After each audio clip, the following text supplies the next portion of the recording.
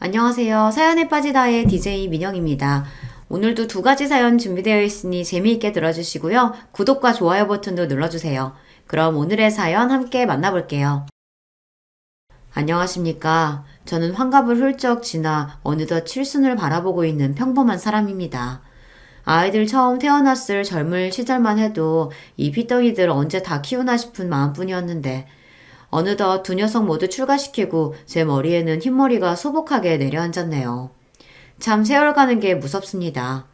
자식들과 안사람까지 내 식구가 복잡거리며 지내다가 아이들은 각기 짝 찾아서 가정을 이루고 한평생 곁을 지켜주던 아내마저 떠나자 요즘 가슴 속이 뻥 뚫린 것 같은 헛헛한 마음을 달래기 쉽지 않더라고요.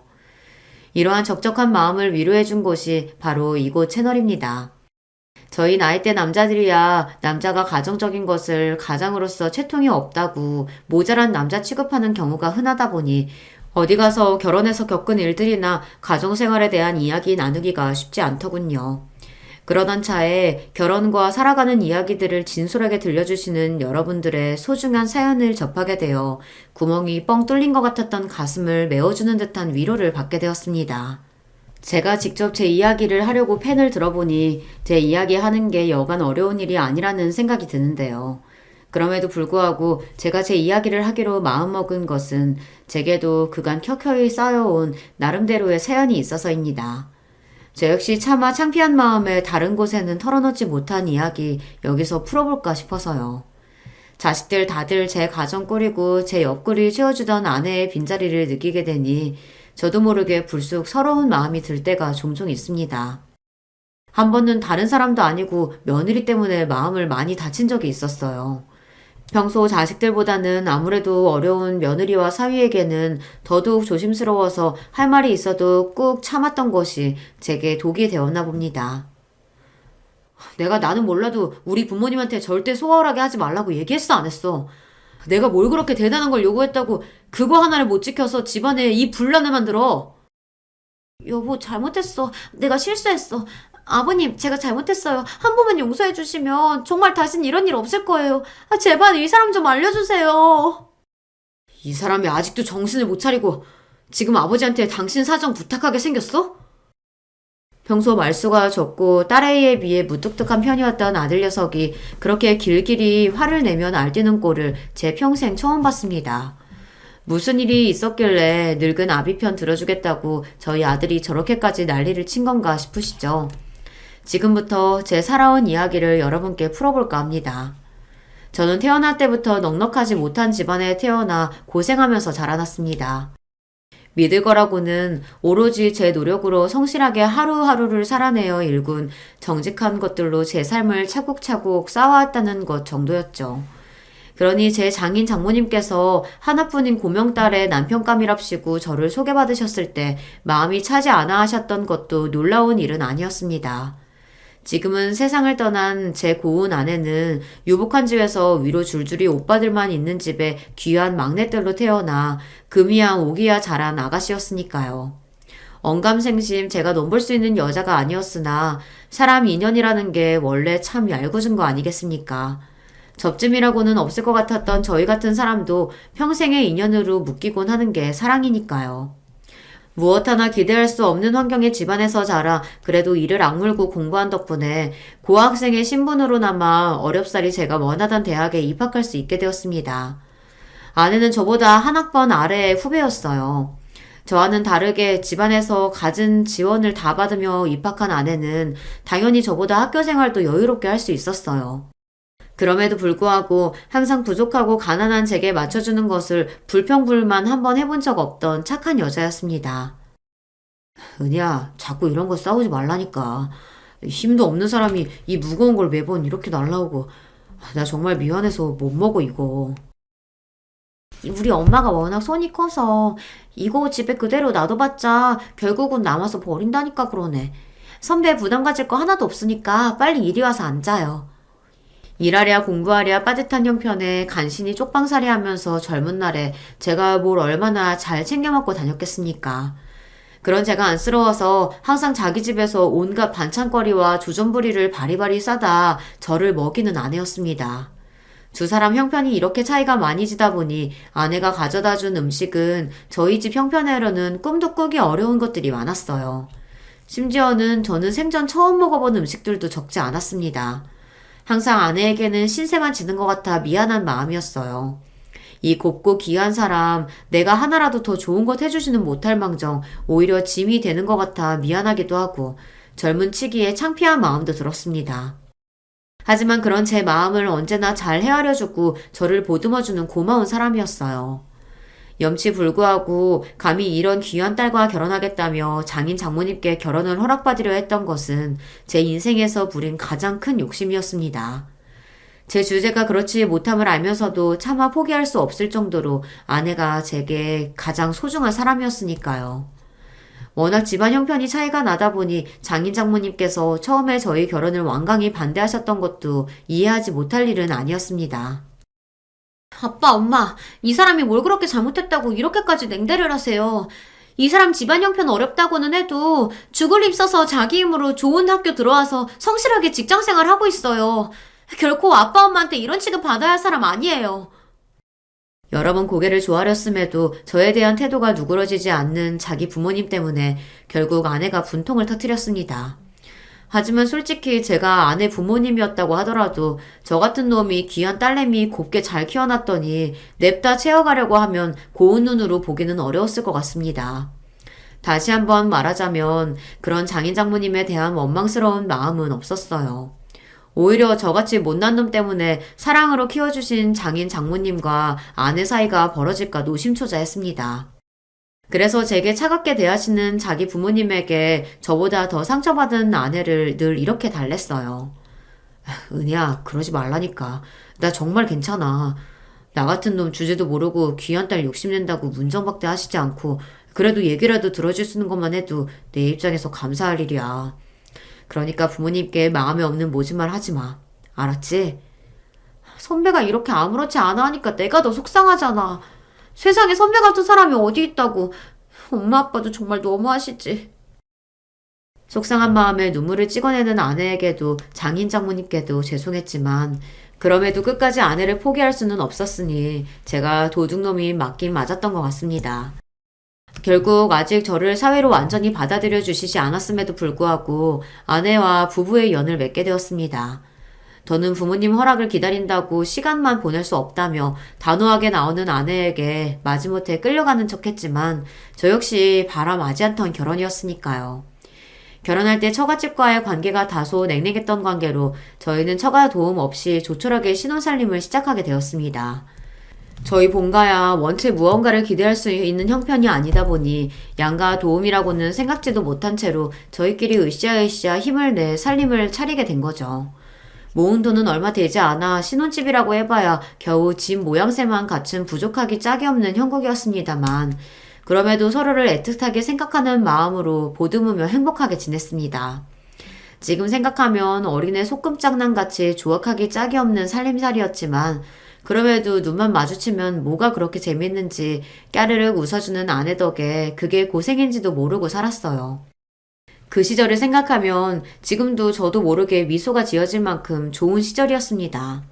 물론 으리으리한 집에서 공주처럼 키운 딸이 웬 모자란 놈에게 시집가 당신들 보기엔 집 같지도 않은 곳에서 살고 있는 꼴을 보는 장인 장모님 입장에서야 억장이 무너지는 일이었겠지요.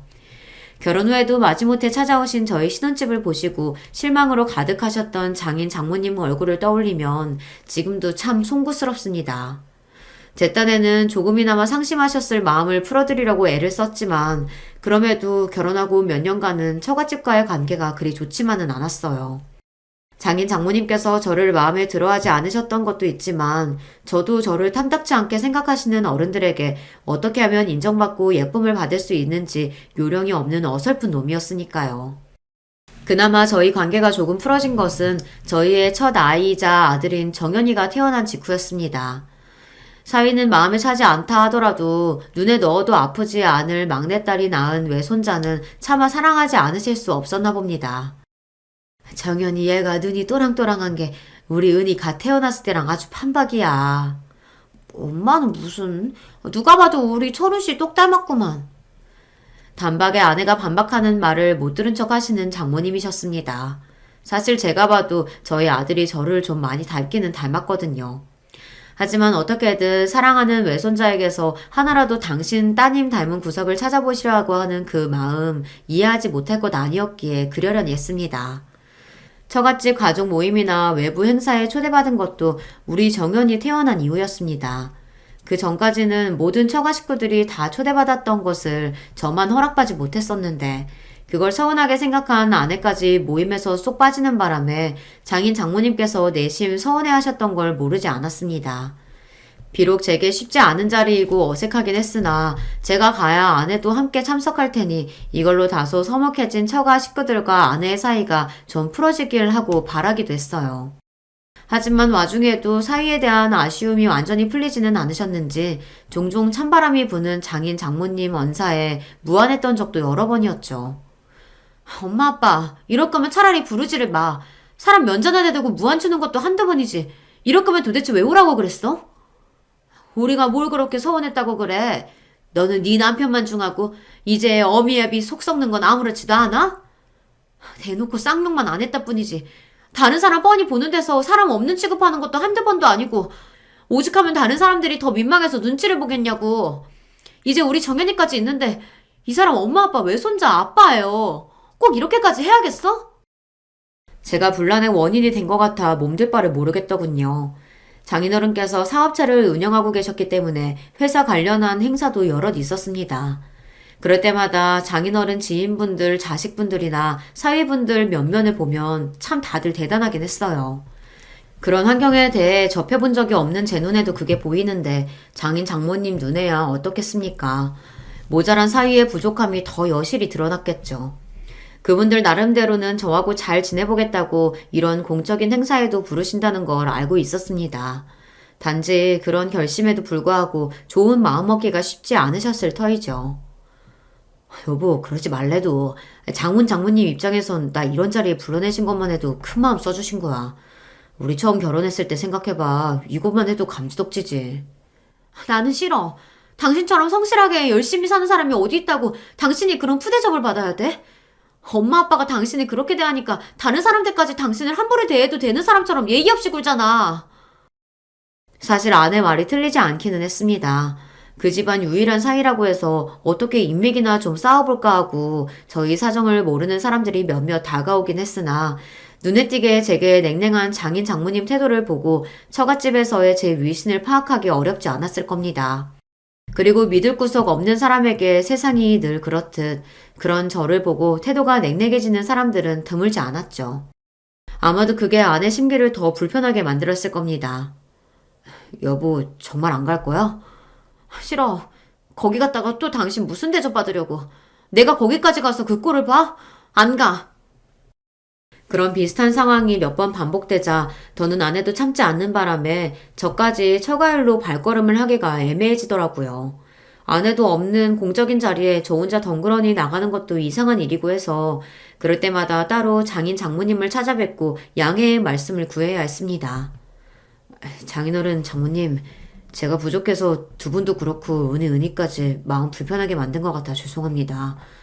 다음에는 어떻게든 제가 설득해서 은희랑 같이 올 수 있도록 노력해 볼게요. 그런 저를 보며 당신들 딸에 대한 서운함과 함께 사위인 저에 대한 미안한 마음을 가지고 계시다는 걸 어렵지 않게 눈치챌 수 있었습니다. 원래 어른들이 그렇지 않습니까? 아랫사람에게 미안한 마음 전하기 어려워하는 것은 예나 지금이나 별반 다르지 않으니까요. 저 역시 감정 표현에 서툰 부모님 밑에서 자라기도 했고요. 하지만 그렇다고 그분들이 저를 마냥 미워만 하시는 건 아니라는 것 등은 알고 있었습니다. 아무렴 업고 다녀도 모자랄 귀한 제 마나님 낳고 길러주신 분들인데 제가 그것 하나 이해하고 넘어가지 못하겠습니까? 그렇다 보니 제 처가와 교류가 있는 지인분들 대부분은 제가 처가로부터 그리 신뢰받지 못하는 사회라는 걸 아름아름 알고 계셨을 거예요. 그러고는 딱히 저희 부부가 처가 공적인 자리에 자주 얼굴을 들이밀지 않다 보니 더더욱 그런 소문은 굳어져 갔겠죠. 하지만 그것과는 별개로 저희 부부는 아주 잘 지냈습니다. 아들 녀석 낳고 몇 해 지나지 않아 딸아이 영현이까지 태어나면서 저희 부부의 기쁨은 더할 나위 없었습니다. 비록 부족하기는 하나 저도 나이를 먹어가며 승진도 하면서 살림은 조금씩 나아지기 시작했습니다. 부부 둘이서 힘을 합쳐 열심히 모아 이사 갈 때에도 방도 한 칸씩 늘려가며 제법 온전한 가정으로서의 모습을 갖추며 살게 되었죠. 장인 장모님 역시 그렇게 조용하지만 저희끼리 다복하게 살아가는 모습을 보며 다소 마음이 누그러지셨는지 예전처럼 제게 날선 반응을 보이시진 않으셨기에 아내와 처가의 관계도 전보다는 많이 부드러워졌습니다. 특히 장인 장모님께서 저희 아들 정연이를 아주 예뻐하셨어요. 아이가 어릴 때부터 말수가 적고 어른스럽기도 했지만 아주 영특한 데가 있었거든요. 그 나이대 아이라고는 생각하기 힘들 정도로 끈기가 있는 부분이 있어서 그 조그만 걸 숙제한다고 앉혀놓으면 한 번 징징대지도 않고 진득하니 앉아서 공부에 열중하는 모습이 부모인 저의 눈에도 신기해 보일 지경이었습니다. 그러니 장인 장모님 눈에 손자가 얼마나 기특해 보였겠습니까?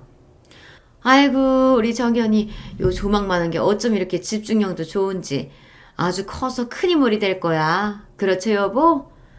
우리 정연이가 우리 집 대들보지 암만. 귀한 막내딸네 집에 오셔도 대면대면한 사위 때문에 좀처럼 감정을 쉽게 드러내지 못하시던 장인 장모님께서도 사이에 정연이만 앉혀놓으면 그리 살가운 분들이 아닐 수가 없었습니다.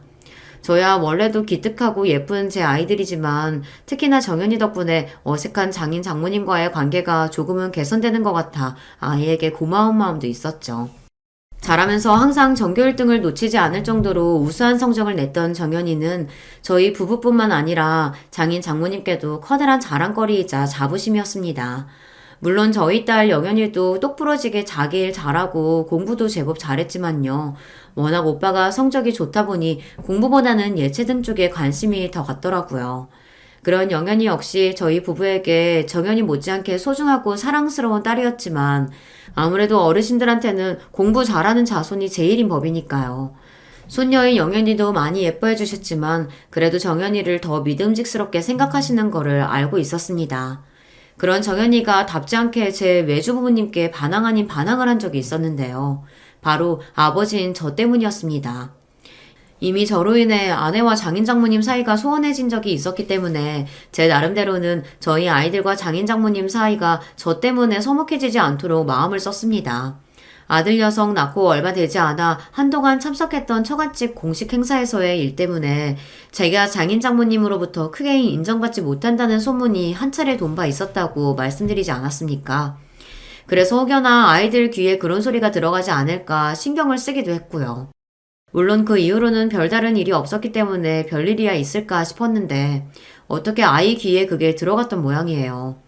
여느 때처럼 아이 좋아할 만한 선물을 바리바리 들고 저희 집을 찾아오신 장인 장모님께 아들 녀석이 평소와 달리 눈도 잘 마주치려 들지 않았습니다. 정은아, 할아버지 할머니 오셨는데 인사드려야지. 왜 그러고 있어? 응? 할머니, 할아버지, 우리 아빠 미워해서 나쁜 말하고 상처 줬다는데 진짜예요? 눈물이 그렁그렁해서 아들 녀석이 하는 말에 장인 장모님 낯이 당혹감으로 물들어갔습니다. 저희도 아이가 그런 소문에 대해 전혀 아는 티를 내지 않았기에 그때서야 알게 된 일이라 당황스러웠어요. 저희가 미처 상황을 수습하기도 전에 아이가 볼이 잔뜩 부어서는 냉랭한 목소리로 말했습니다. 우리 아빠 세상에서 가장 똑똑한 사람인데, 세상에서 가장 열심히 일하는 사람인데 왜 미워해요? 우리 아빠는 다른 친구들 아빠랑은 다르게 주말에도 귀찮다고 안 하고 우리랑 항상 잘 놀아주고 아껴주는 좋은 아빠인데 그런 아빠를 왜 미워해요? 아이 목소리에 설움이 뚝뚝 배어나왔습니다. 그걸 보는 아내도 그만 마음이 아픈지 눈이 새빨개졌어요. 저는 한편으론 당황스러우면서도 저 조그만 녀석이 자기 딴에는 얼마나 마음고생을 했을까 싶어 마음이 짠해졌습니다. 동시에 제 자식에게 이런 인정과 사랑을 받다니 저 스스로가 참 행복한 사람이라는 생각도 들었습니다. 그런 제 감동과는 별개로 사랑하는 외손자에게 뼈아픈 직언을 들은 장인 장모님의 당혹스러움을 짐작할 수 있었기에 아이의 어깨를 차분히 붙잡고 말했어요. 정연아, 다른 사람들이 하는 말은 본인들이 직접 겪은 일이 아니기 때문에 정말 있었던 일하고는 다를 수 있어. 할머니 할아버지가 아빠를 미워하시면 왜 우리 집까지 와서 정연이 영연이를 보시겠어. 할머니 할아버지 아빠 안 미워하시니까 그런 생각 하지 마. 응?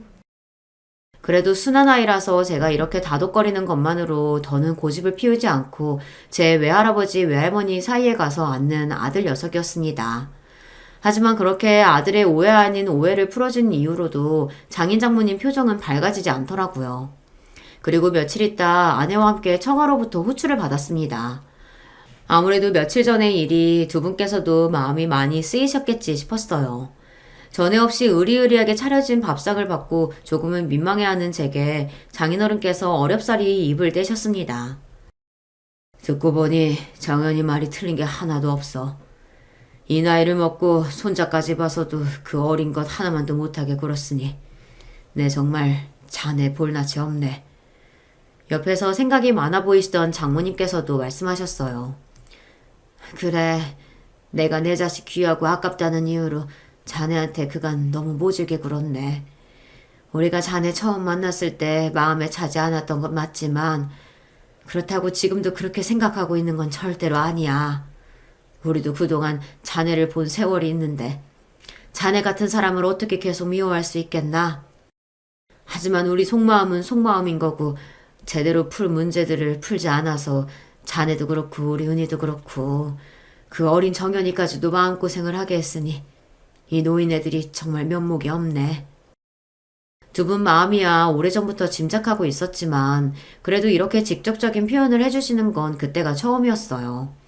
나이 드신 어른들이 아랫사람에게 이렇게 솔직한 마음을 내보이시는 것이 얼마나 어려운 일인지 저 역시 잘 알고 있었습니다. 그래서 그 두 분께 비로소 사이로서 인정을 받았다는 생각에 기쁜 마음이 듦과 동시에 저 두 분이 얼마나 큰 용기를 내셨을까 싶어 안쓰러운 마음도 들었습니다. 장인 장모님, 저 두 분께 서운한 감정 정말 한 톨도 없습니다. 그럼에도 불구하고 이렇게 불러서 대접까지 해주시면서 그런 말씀 해주셔서 정말 감사드려요. 애초에 두 분께서 이렇게 잘 키워주신 딸 보내주지 않으셨으면 제가 어떻게 이렇게 사람굿이라고 살 수 있었겠습니까? 다 두 분 덕분입니다. 감사합니다. 비로소 마음의 응어리를 풀고 서로를 받아들인 저희였습니다.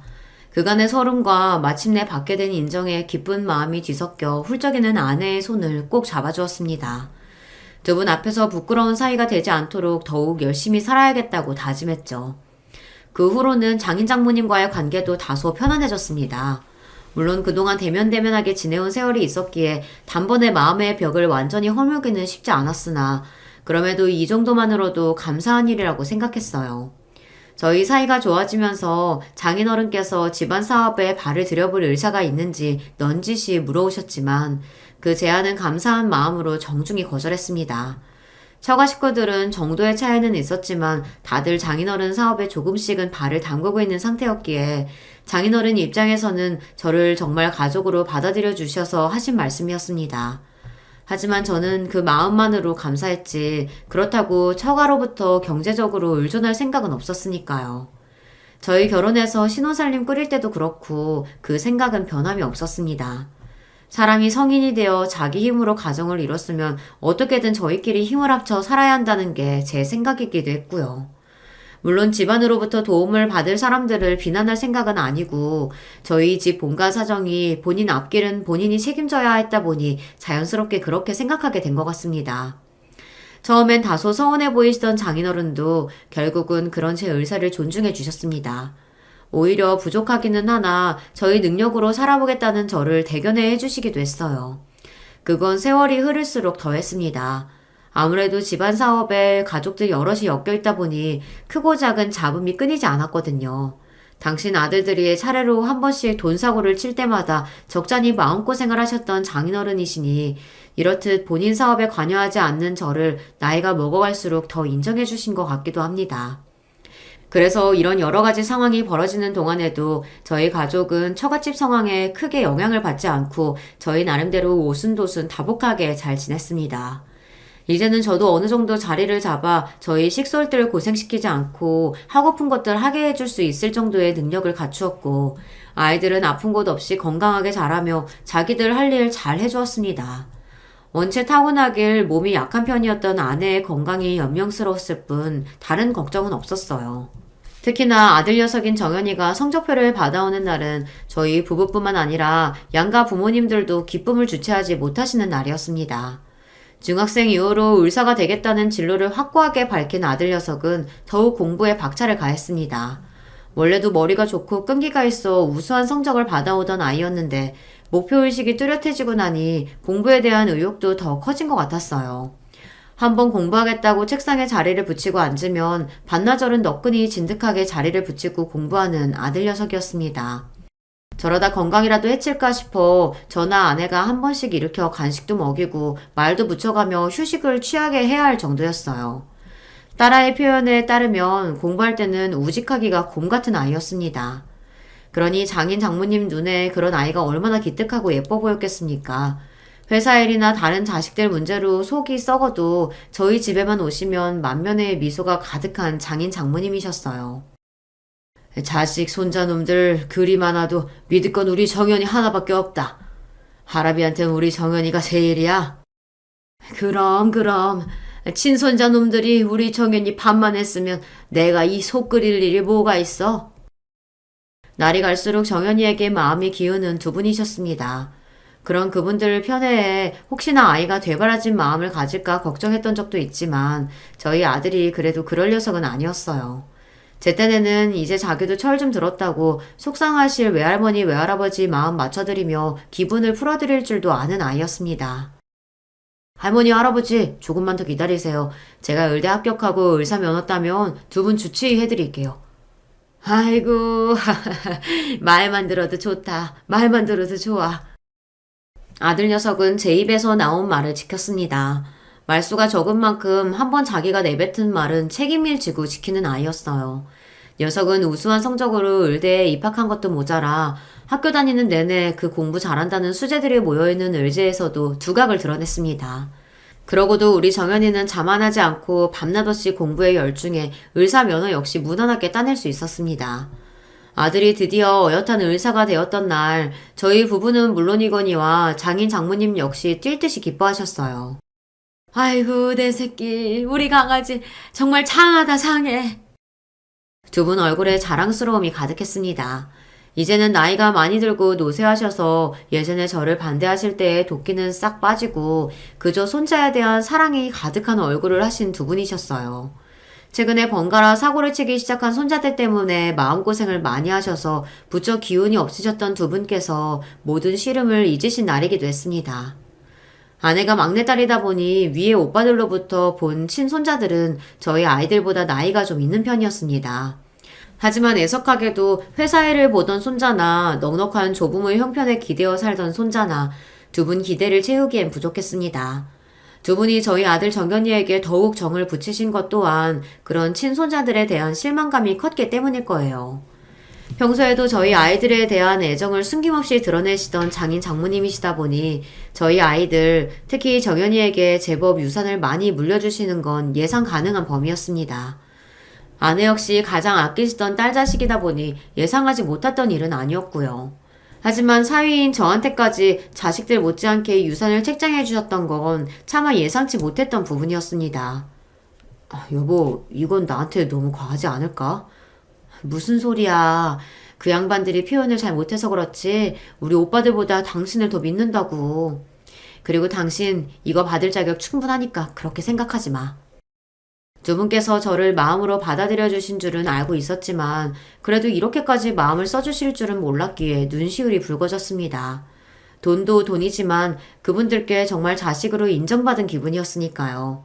사정 모르는 사람이야 여전히 저를 저희 장인 장모님의 천덕꾸러기 사위인 줄 알겠지만 누가 뭐래도 그분들의 진심 어린 애정을 받았다는 생각에 그만 마음이 뭉클해졌습니다. 돌아가시기 얼마 전 저희 아들 손을 꼭 붙잡고 장모님께서 말씀하셨습니다.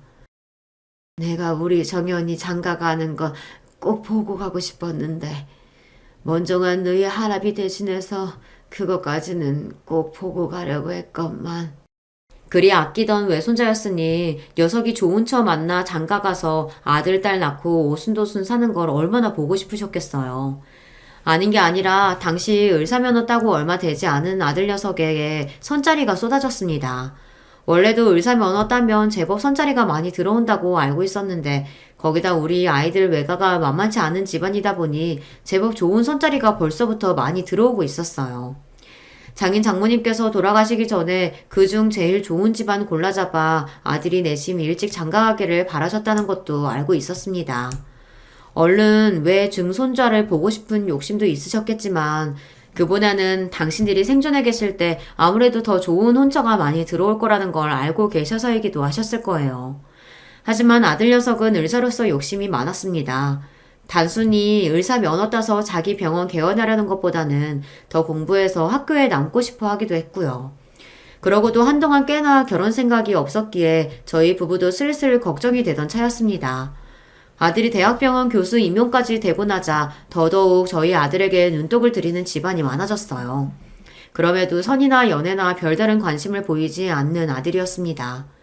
저도 저지만 저러다 하나 있는 아들 혼자 늙어 죽을까 싶어 아내 걱정이 이만저만이 아니었어요. 정연아, 너도 이제 나이가 적지 않아. 엄마는 네가 열심히 노력해서 네 목표 이루는 것도 좋지만 그걸 같이 기뻐해 줄 수 있는 네 가정이 생겼으면 좋겠어. 매번 그렇게 생각 없다고만 하지 말고, 응? 딱히 아들이 내켜하는 것 같지는 않았지만 이왕이면 저도 아들이 좋은 사람 만나 가정 꾸려서 예쁜 손자들도 낳고 따스한 가정 환경에 행복을 느끼며 살길 바랬습니다. 아무래도 저나 아내나 결혼 생활이 만족스러워서였는지 소중한 저희 아들에게도 그러한 기쁨을 알게 해주고 싶었던 것 같습니다. 그래도 저나 제 엄마 간절한 뜻을 차마 외면하지 못하는 착한 아들이다 보니 결국 아들이 선자리에 나서기 시작했어요. 요령 없는 녀석이 혹여 나가서 아가씨한테 실수라도 하지 않을까 싶어 넌지시 당부했습니다. 정연아, 요새는 효자 인기 없다. 우리야 너 장가 보내고 나면 우리끼리 잘 살면 그만이니까 너랑 잘 맞는지 그것만 딱 생각해서 좋은 사람 한번 만나봐. 응? 그게 무슨 소리세요, 아버지. 저랑 결혼하면 당연히 아버지랑 엄마한테도 잘해야지. 아이고, 그런 식으로만 말하지 말고. 어릴 적부터 저나 제 아내의 말을 거스른 적이 없는 착한 아들이었지만 며느리 될 사람 입장에서야 남편이 시부모님 말을 너무 잘 듣는 것도 부담스럽지 않을까 싶어 괜한 노파심이 들더라고요. 이런 제 당부에도 생각에 흔들림이 없어 보이는 아들이었지만 그렇다고 다 커서 교수식이나 된 아들 선자리에 가타부타 말 보탤 수도 없고 그저 좋은 인연 점지해 주시기만을 빌고 또 빌며 좋은 소식을 기다렸습니다. 몇 번의 선자리 끝에 드디어 아들이 교제를 시작했어요. 저나 아내나 아들을 선자리에 밀어넣으면서도 솔직히 큰 기대는 하지 않았기에 기쁨을 감출 수 없었습니다. 조건이야 이미 선 들어오면서부터 걸러냈고 아들 녀석이 그리 사람 보는 눈이 없다고 생각하지 않았기에 만나보지도 않은 아들의 교제 상대는 이미 저희 부부에게 예비 며느리나 다름없었습니다. 그저 언제 인사를 하러 올까 오매불만 기대에 부풀어 있는 아내였어요. 여보, 도대체 어떤 아가씨길래 목석 같은 우리 정연이가 만나보자는 말을 다 했을까? 나 너무 기대되는 거 있지? 아서라, 애 앞에서는 괜히 부담 주지 마. 자기들이 어련히 알아서 하겠지. 들뜬 아내를 달래면서도 저도 기대를 누르기가 어렵더라고요. 그렇게나 며느리 보기를 소원하던 아내였으나 애석하게도 아들의 결혼보다 아내의 병이 더 먼저 찾아오고 말았습니다. 최장암 말기였어요. 내가 시원치 않아서 온 가족 고생을 다 시키네. 미안해 여보. 무슨 그런 소리라고 있어. 쓸데없는 소리 하지 말고 당신 몸 추스릴 생각이나 해. 상식적으로 아내에게 소생의 기미가 없음을 알고 있었음에도 쉽게 아내를 포기할 수 없었습니다. 이 경황 없는 와중에도 아들 녀석 가정 이루는 모습을 보기를 소망했던 아내의 꿈을 알고 있기에 아들의 결혼이 서둘러 진행되었습니다. 며느리 될 아이는 아들과 마찬가지로 의사로 일하고 있었어요. 의사 면허 따고 집에서 작게나마 병원을 차려주셔서 개원으로 일하고 있었습니다. 사업을 하신다는 사돈의 회사가 저희 장인어른께서 생전 경영해 오셨던 회사의 하청업체 중 한 군데라는 이야기를 들었지만 제가 직접적으로 사업에 관여한 적이 없었기에 그저 그러려니 했어요. 사실 그런 걸 신경 쓸 만한 심적인 여유가 부족했습니다. 저는 거의 하루 종일 아내 곁에 붙어서 간병을 하며 얼마 남지 않은 시간이 흐르는 것이 안타까워 견딜 수가 없었습니다. 유미 씨, 우리 정연이 잘 부탁해요.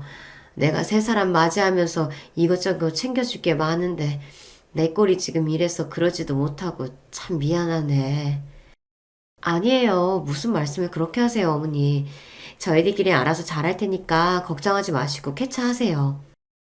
몇 번 보지 않아 서먹할 아내에게 살갑게 말해주는 며느리가 고마웠습니다.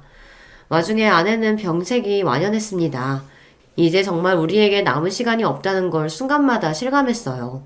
평생 곁을 지켜주던 아내가 영원히 돌아오지 못할 것으로 떠난다고 생각하면 마음이 미어지듯 아파왔습니다. 결국 아이들 시골리고 채 한 달을 버티지 못하고 아내는 영원한 여행을 떠나게 되었습니다. 세 사람 맞이하고 하나 남은 시부모로서 마음을 잘 썼어야 했는데 아내 잃고 정처 없이 떠도는 마음을 붙잡기에도 버거워 그러지 못했어요. 아들이나 며느리에게 참 미안했습니다. 그런 말씀 마세요, 아버지. 두 분 사이가 그렇게나 각별하셨는데 지금 아버지 심정이 어떨지 제가 어떻게 차마 상상이나 할 수 있겠어요. 그저 아버지 몸 상하지 않으시도록 건강에만 신경 쓰세요. 이제는 장성에서 아내를 잃은 아비를 듬직하게 위로해주는 아들이었습니다. 제게 살뜰히 마음을 써주는 아들과는 달리 며느리와의 사이는 좀처럼 가까워지지 않았습니다.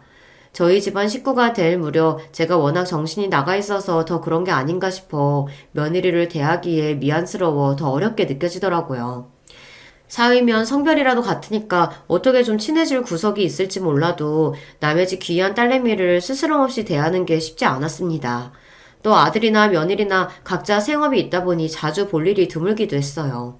그나마 아들은 제 엄마 떠나고 많이 울적해하는 아버지 걱정에 바쁜 시간을 쪼개 저를 찾아오곤 했지만 며느리도 함께 오는 일은 극히 드물었습니다. 저 나름대로는 또 호라비로서 기운 처져 있는 모습 며느리에게 보이기 민망하기도 하고 편치도 않을 홀 시아버지 보러 불편한 자리에 괜히 며느리를 찾지도 않았고요. 뒤늦게 조금 서운한 마음이 들기는 했습니다만 서로 불편한 일 만들지 않으려면 오히려 이렇게 지내는 게 더 낫지 않을까 싶은 생각을 하며 스스로를 달랬습니다. 아내를 보내고 첫 일주기가 다가오자 그러지 않으려고 노력했는데도 마음이 많이 싱숭생숭했습니다. 아내를 떠나보내고도 여전히 차마 다 정리하지 못한 아내 유품이 집안의 지천으로 널려 있었어요. 제 반평생이 넘도록 매일을 함께한 사람인데 1년이라는 시간은 그 사람을 보내기엔 너무 짧았습니다. 그런 제가 걱정돼서인지 부쩍 아들, 딸 연락도 잦아졌어요. 너무들 걱정 말아라. 아빠 괜찮다. 며칠 뒤에 엄마 제사 때 보자꾸나. 제사라는 말을 담으면서도 여전히 마음이 시큰하더라고요. 조금만 내 곁에 더 머물러주지 뭐가 그리 급해서 그리 서둘러 갔나. 아내에게 원망스러운 마음이 들었습니다. 아내에겐 해준 것보다 받은 게 훨씬 더 많았어요. 이래서 사람 살아있을 때 잘해야 하는 건데 제 딴엔 한다고 했는데도 일이 후회가 남을 줄 알았더라면 더 잘해줄 걸 그랬어요. 그런 마음을 가지며 아내의 첫 제사를 정성껏 준비했습니다. 아내와 모처럼 단둘이 제주 여행을 갔을 때 맛있게 먹었던 약과도 불어 공수하고 제사상 격식에 조금 맞지 않기는 했으나 아내가 좋아하던 음식을 대접하고 싶어 가장 좋은 재료로 손수 정성껏 골라두었어요. 원래도 아내와 함께 부족한 솜씨로 이것저것 요리를 해먹었던 저였기에 그날도 부족하나마 제 힘으로 정성껏 한 끼 차려서 떠난 아내의 첫 제사를 준비할 요량이었습니다. 음식 다 준비하고 아이들은 그저 와서 제 엄마 좋아하던 음식 함께 나누며 시간을 보내고 싶어 일부러 천천히 오라고 일렀는데 뜻밖에도 며느리가 생각보다 이른 시간에 혼자 먼저 찾아왔어요. 예, 아가. 일찍 왔구나. 네, 정현씨가 갑자기 회의가 잡혔다고 저 먼저 좀 일찍 가보라고 해서요. 그렇게 말하는 며느리 표정이 떨떠름해 보였습니다. 저 역시 신경이 쓰였으나 아무래도 아직 서먹한 시아버지와 단둘이 남은 상황이 편치 않겠거니 싶었어요. 그래서 제 딴에는 어색한 분위기를 풀어보고자 며느리에게 말을 붙였습니다. 그럼 아가, 여기 푸성기 좀 나랑 같이 섞을까? 정연이 엄마가 푸성기에 겉절이 양념 붙여주면 참 맛있게 잘 먹었거든. 그런데 제 말에 며느리 표정이 확 구겨졌습니다. 그러더니 제게 날카롭게 쏘아붙이기 시작했어요. 아버님, 말이 나와서 말인데 요즘이 어떤 시대인데 제사를 지내요. 있는 제사도 없애는 판국에 굳이 바쁜 사람들 다 불러내서 이렇게 번거로운 일 만들 필요가 있어요? 그리고 아버님 모르시는 모양인데 저희 집 크리스찬이에요. 우리 집 제사도 안 지내고 기도를 끝내는 판에 시집 와서 제사 음식까지. 그냥 오늘도 번거로운 일 만들지 말고 각자 기도나 하고 끝내요.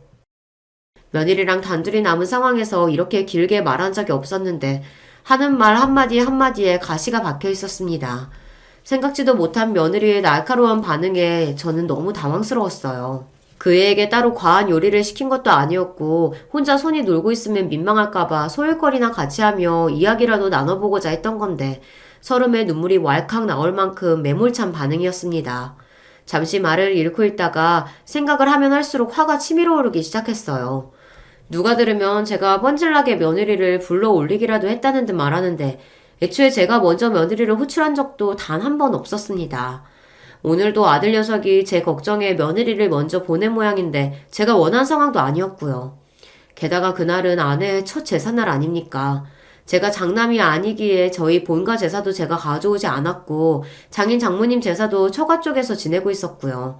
애초에 제사를 지내는 것 자체가 그날이 처음이었습니다. 며느리의 저런 날선 반응은 납득이 가지 않았어요. 순간 병색이 완연했음에도 며느리를 맞이할 생각에 살풋 미소를 짓던 아내의 지난날이 떠올랐습니다. 그리 바라던 며느리가 자신의 첫 제사를 저리 생각하고 있다는 걸 알면 그 사람 마음이 어떨지 제가 다 서러울 지경이었어요. 그때 아들이 들어왔습니다. 뭐야, 왜 이래요? 아버지, 무슨 일 있어요? 심상치 않은 집안 공기에 아들 녀석도 신경을 곤두세웠습니다. 제 시아비 눈치는 보지 않아도 남편 눈치는 보는지 그제야 며느리도 힐끗힐끗 제 눈치를 보기 시작하더군요.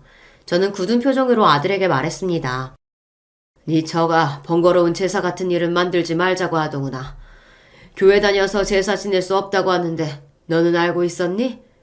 다른 것도 아니고 네 엄마 첫 제사에 나올 이야기는 아닌 것 같아 내가 그냥 넘기는 건 아니지 싶다. 굳은 표정으로 상황을 전하는 제 말에 아들 표정 역시 순식간에 싹 굳어버렸습니다. 그런 저희 사이에서 며느리가 눈에 띄게 안절부절 못하기 시작했어요. 아버님 말씀을 그렇게 전하시면 여보 그게 아니라 당신 입 다물어. 아들이 쩌렁쩌렁 소리를 쳤습니다. 그 기세에 며느리가 그만 입을 합 다물었어요. 아들이 분노에 가득 찬 표정으로 휴대전화를 들더니 곧장 전화를 걸었습니다. 장모님, 저 조서방입니다. 꼭 드릴 말씀이 있어 전화드렸어요. 오셔서 따님 데려가세요. 그 말에 집안 전체에 찬물을 끼얹는 듯 분위기가 싸늘하게 가라앉았습니다. 며느리는 이제 오열하기 직전이었어요. 그런 제 아내의 상태도 아랑곳하지 않고 아들이 외쳤습니다. 생전 처음 맞이하는 우리 어머니 제사 못 모시겠다고 내 아버지한테 폐악 부리는 여자 나도 필요 없습니다.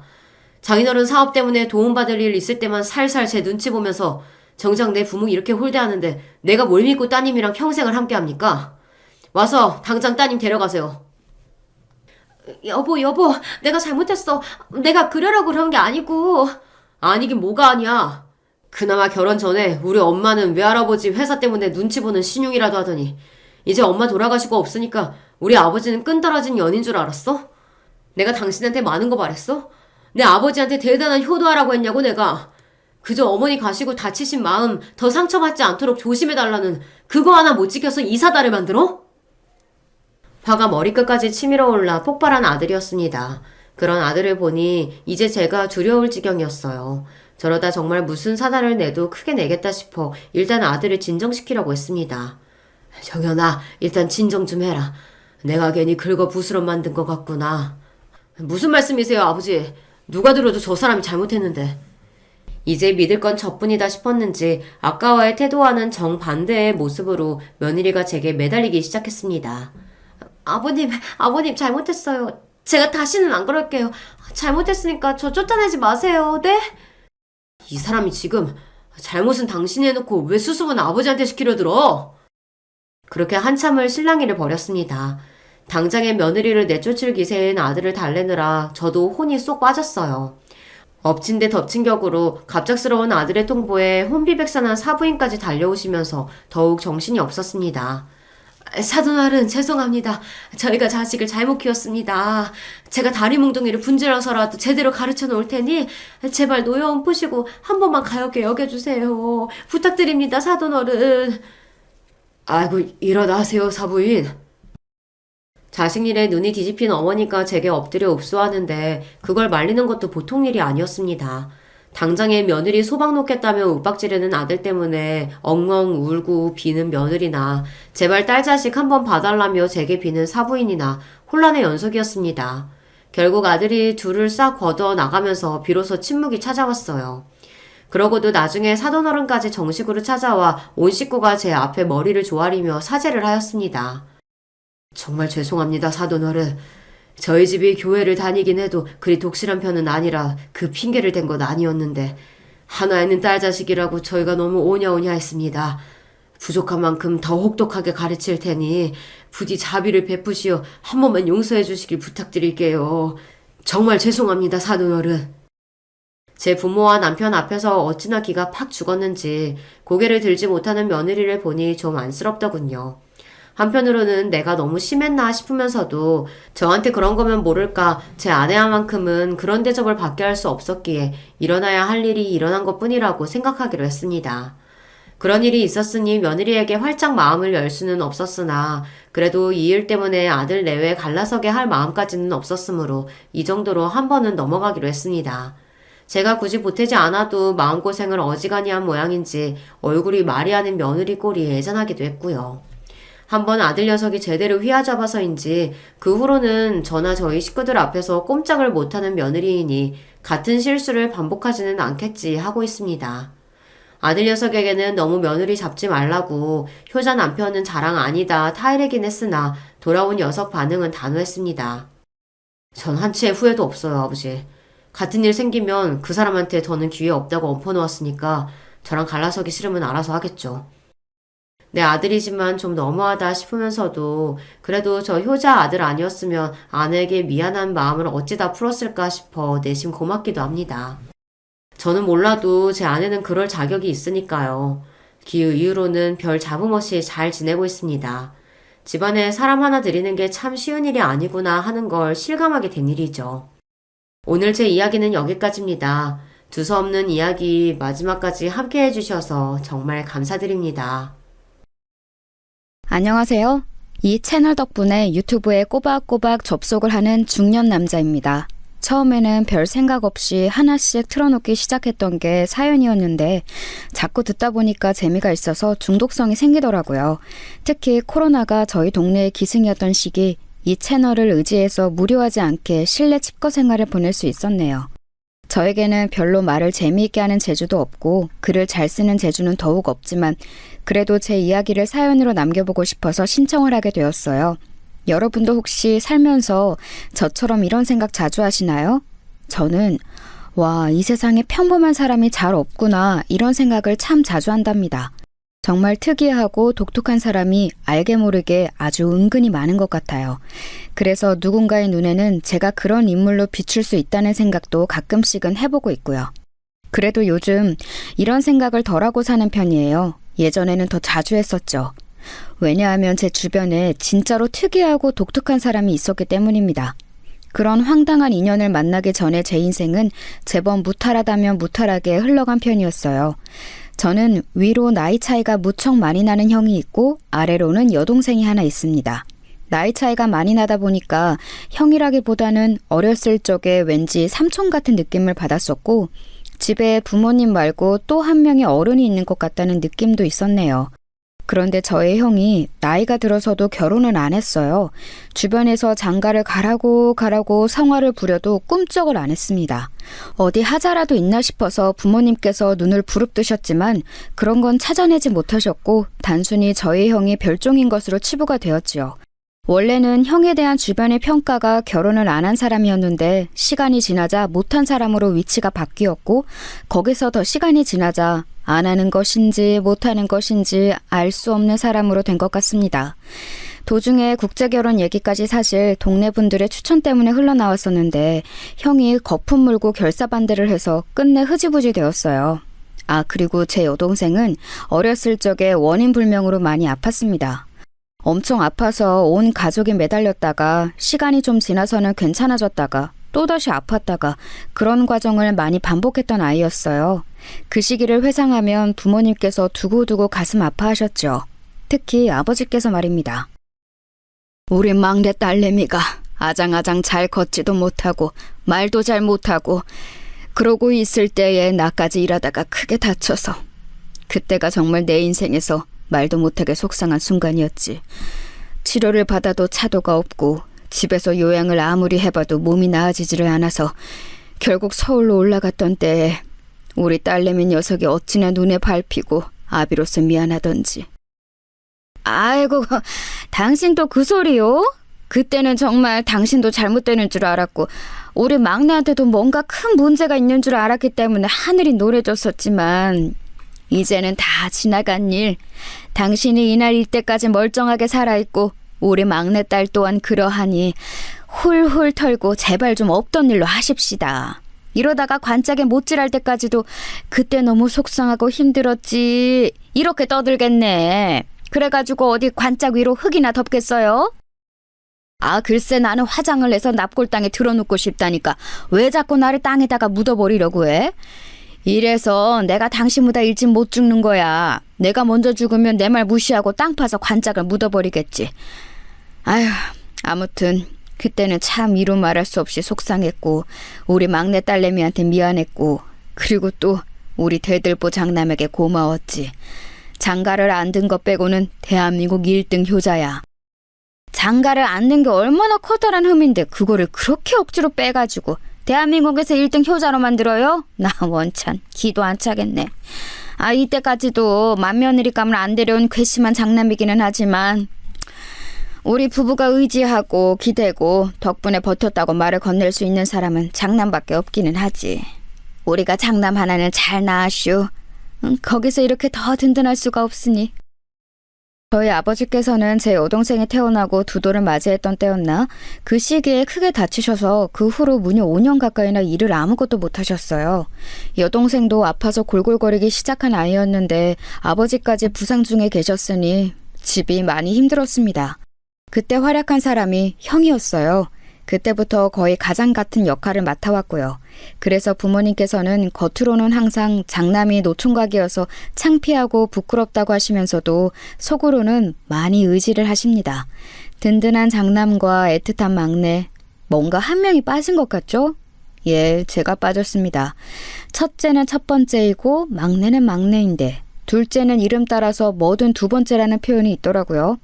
제가 인터넷에서 그 표현을 접했을 때 무릎을 탁 쳤어요.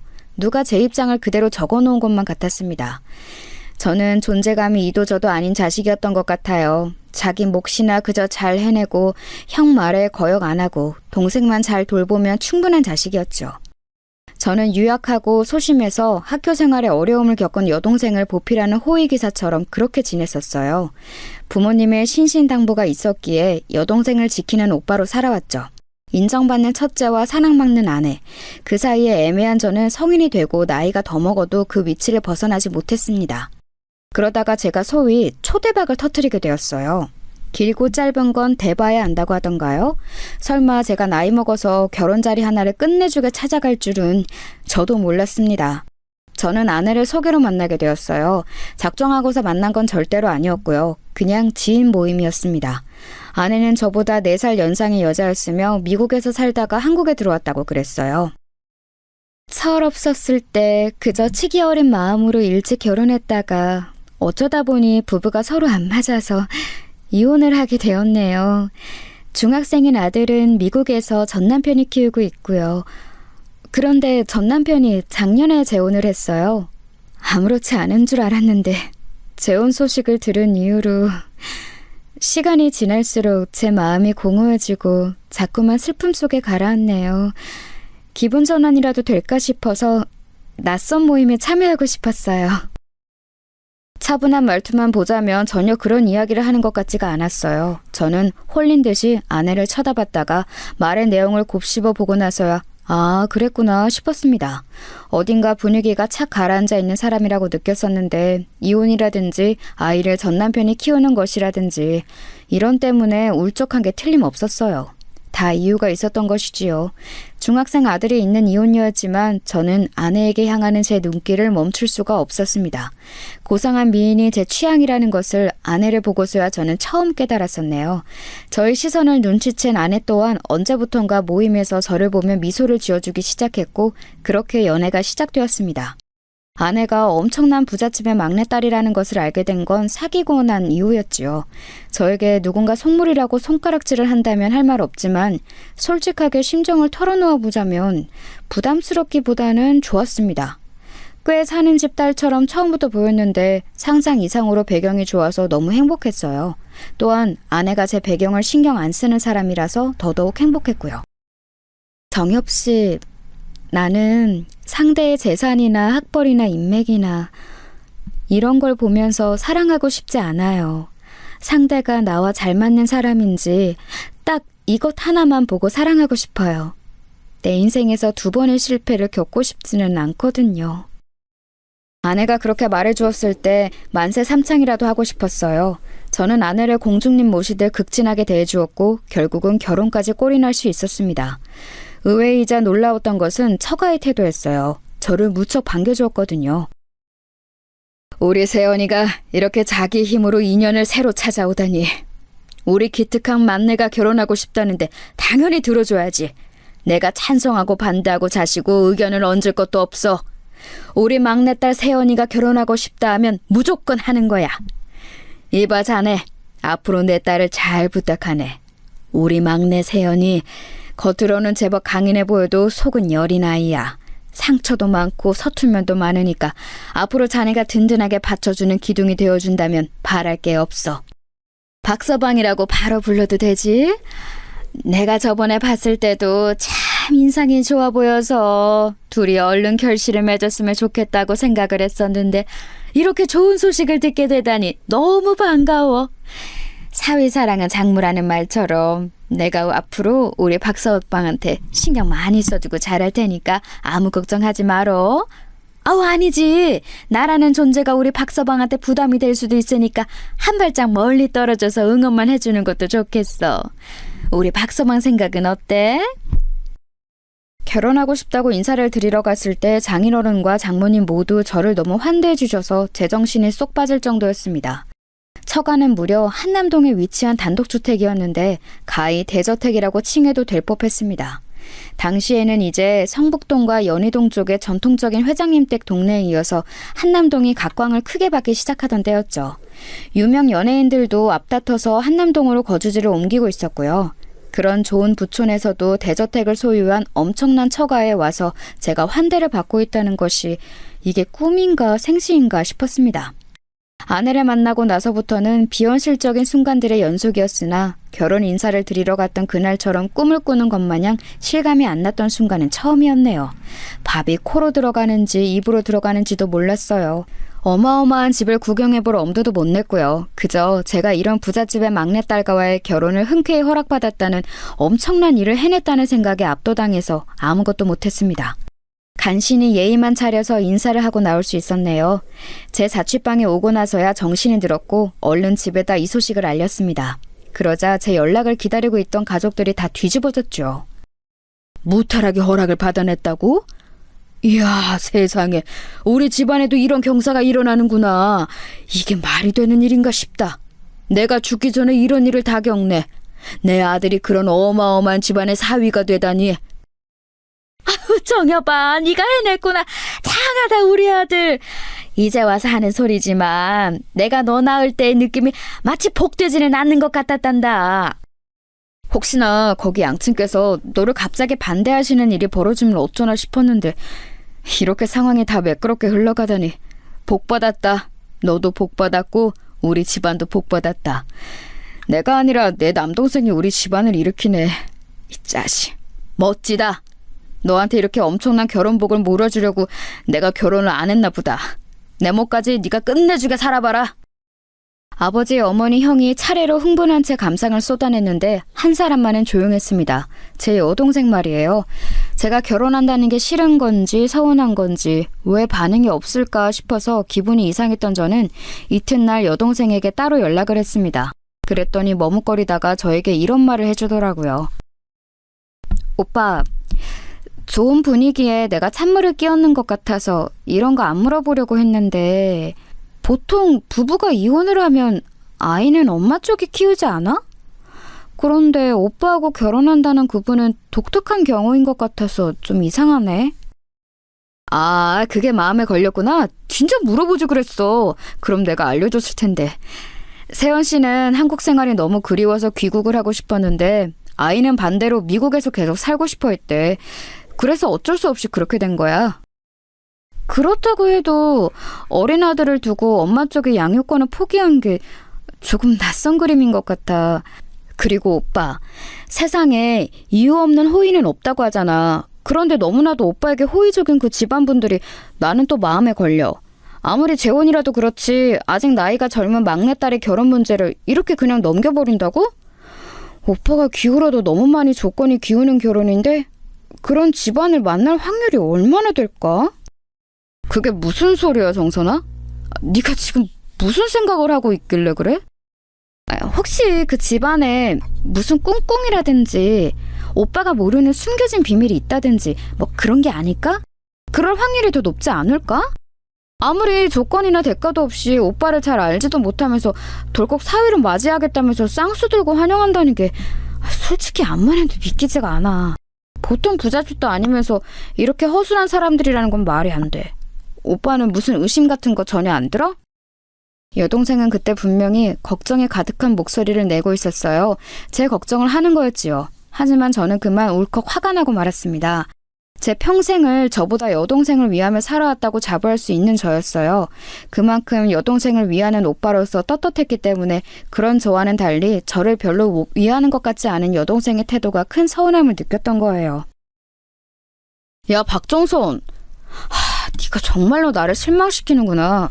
내가 잘 된다는 게 너에게는 그렇게나 배가 아플 일이야? 네 뒤치다거리나 하던 집안에서 명실상부 찬밥 1호였던 내가 어마어마한 부잣집에 장가든다니까 못마땅해서 미치겠어? 오빠, 무슨 말을 그렇게 해? 내가 왜 오빠의 결혼에 배가 아프고 못마땅함을 느끼겠어? 오빠가 지금 오해하는 거야. 나는 진짜로 걱정돼서 말을 해준 것뿐인데 오빠가 이렇게 나올까봐 애써 말을 안 하려고 했었어.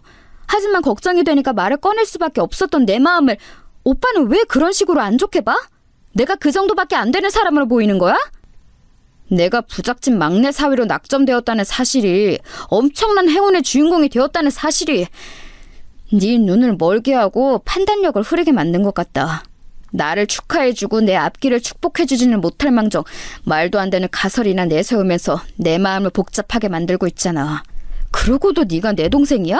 질투에 눈이 멀어서 네가 놓치고 있는 사실이 한 가지 있는데 내가 잘 되면 결국 너에게도 이건 좋은 일이야. 바로 코앞만 보지 말고 멀리 봐. 나는 진심으로 오빠를 질투해서 그런 말을 한 게 아닌데 내가 오빠의 기분을 상하게 만든 것만은 분명한 것 같네. 내가 너무 성급하게 안 좋은 이야기를 꺼냈던 것 같아. 미안해. 다시는 그런 소리를 내가 입에 담는 일은 없을 거야. 결혼 축하하고 오빠가 잘 살길 기도할게. 여동생이 풀이 죽어서 사과를 하자 저는 솔직히 마음이 편하지 않았어요. 저를 얼마나 우습게 봤으면 제 결혼 소식에 그런 초치는 말이나 하는 건가 싶어서 괘씸하기도 했지만 제가 평생을 위해온 여동생이었기에 풀이 죽은 모습을 하는 게 심란하기도 했죠. 어쨌거나 그건 결혼 전에 작은 소란일 뿐이었고 저는 무사히 결혼해서 아내와 부부가 되었습니다. 그리고 엄청난 곳에서 신혼생활을 시작하게 되었죠. 아내의 본가에서 살게 된 거예요. 한남동의 저택 말입니다. 장인어른과 장모님께서는 이제 부산 쪽에 마련해 놓은 고즈넉한 전환주택에 내려가 사시겠다며 하시며 살림살이를 빼셨어요. 저희 부부에게 그 집을 내어주신 거예요. 제가 생각하기로는 장인어른과 장모님뿐만 아니라 다른 온 가족이 같이 살아도 될 만큼 큰 집이었는데 달랑 둘이서 살게 된다니 믿어지지가 않았습니다. 장인어른과 장모님이 나가시던 날이었는데 배웅을 하려고 서 있던 저에게 장모님이 갑자기 망설이는 얼굴로 다가오시더니 이렇게 말씀을 하셨어요. 우리 막내딸 세연이가 가끔은 좀 예민하게 굴어. 금세 몸이 피곤해지는 스타일이거든. 에너지가 적어서 그런 거니까 우리 박서방은 그런 줄 알고 이해를 잘 해줬으면 좋겠어. 네, 알겠습니다. 걱정하지 마세요. 제가 앞으로 잘하겠습니다. 저는 거침없이 약속을 드렸지요. 한동안은 아내와 함께 저희 취향으로 집의 곳곳을 새로 꾸미고 그러느라 정신이 없었고 너무 즐거웠어요. 그런데 2달 정도가 지나자 금세 보이기 시작한 건 아내가 까다롭다는 점이었습니다. 집에 일하러 오시는 분이 한 분 계셨는데 아내는 그분이 청소를 하지 않는다고 주장했어요. 그러나 집은 깨끗했거든요. 그럼에도 아내는 그분이 아무런 일을 하지 않는다며 기어이 자르고 말았습니다. 제가 입는 옷에 대해서도 지적을 해댔어요. 옷에 그 주름들은 뭐야? 어깨 부분이 지저분해 보이잖아. 왜 후줄근하게 입어? 우리 결혼 전에는 안 그랬잖아. 내가 너무 편해진 거야? 아니야, 절대 그런 건 아니고 집에서 입는 옷이니까 어쩔 수 없이 조금 구겨진 건데 보기 싫으면 갈아입을게. 그러면 보통 갈아입으라는 말까지는 안 하잖아요. 하지만 아내는 저보고 당장 갈아입으라고 했습니다. 저보고 난닝구나 메리아스라는 말도 쓰지 말라고 했고 사각 속옷도 입지 말라고 그랬어요. 아침마다 언젠가부터는 몸무게를 재라고도 시키더군요. 별것 아닌 것 같았지만 저는 왠지 점점 숨이 막혀왔어요. 아내는 밥을 먹다가 아주 작은 날파리가 밥상 위를 지나가는 것을 보자 비명을 지르면서 싱크대로 수저와 젓가락을 집어던지기도 했습니다. 화가 나서 미치겠다며 밥을 더 먹지도 않았어요. 이런 아내의 기행은 나열하자면 끝도 없었는데 그 중에서 제일은 밤에 일어났어요. 처음에는 몰랐는데 새벽 2시가 되기 직전이면 아내는 꼭 일어나서 어딘가로 향했습니다. 그냥 조용히 가면 제가 영영 몰랐을지도 모르겠어요. 하지만 귓가에 히히 웃는 소리가 들려서 문득 알게 됐던 거예요. 아내가 소름 끼치게 웃는 소리를 내며 방 밖을 나가 향하는 곳. 저는 그곳이 직감적이므로 지하실임을 알았습니다. 아내가 개인 자물쇠를 달아놓은 곳이었고 저한테는 얼씬도 못하게 한 곳이었어요. 결혼한 이후로 하도 신경을 써서 저는 살이 3달 만에 6kg나 빠진 상태였는데 밤마다 아내의 소름 끼치는 기행도 이어지자 미칠 지경이 되었습니다. 그런데 아내가 새벽에 나가면서 침실 문을 꽉 닫는 게 문제였어요.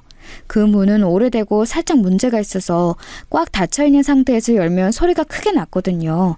조용한 새벽에는 그게 울려 퍼질 게 분명했습니다. 몰래 지하실을 확인하고 싶기는 하고 따라갔다가는 들킬 것 같고 고심하던 저는 여동생에게 도움을 청했죠. 처음부터 제 결혼에 의구심을 품었던 여동생이라면 왠지 그럴싸한 의견을 줄 것 같았어요. 민망함을 무릅쓰고 연락을 했고 제 이야기를 다 들은 여동생은 우선 깜짝 놀라더니 조언을 주었습니다. 침실에서 몰래 나가는 게 어려우면 다른 공간에서 잠을 자는 걸로 하라는 것이었어요. 침실 근처의 다른 방에서 자다가 아내가 일어나 지하실로 가는 기척에 들려오면 그때 살며시 나가서 뒤를 밟는다는 계획이었습니다. 간이 서재를 쓰고 있는 방이 안성맞춤이기는 한데 몰래 나가서 지하실까지 가보는 건 가능하겠지만 그러다가 들키면 어떡하지? 나를 발견할 가능성도 무시 못해.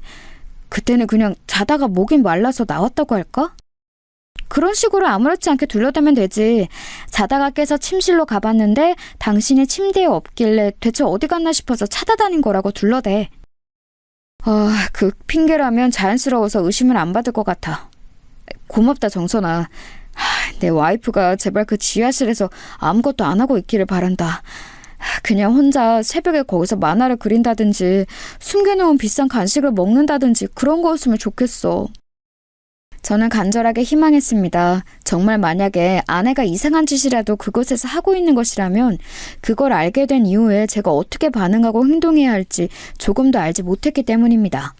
작전 개시를 하기로 한 날 저는 침실과 한 복도를 쓰는 간이서재에서 잠을 청했습니다. 아내에게는 컴퓨터로 작업할 게 너무 밀려서 그걸 하다가 간이선재의 소파에서 잠을 자겠다고 했어요. 목이 뻐근해서 소파 팔걸이 같은 높은 베개를 하루 베고 자면 좋을 것 같다는 말도 덧붙이자 아내는 별 의심 없이 고개를 끄덕였습니다.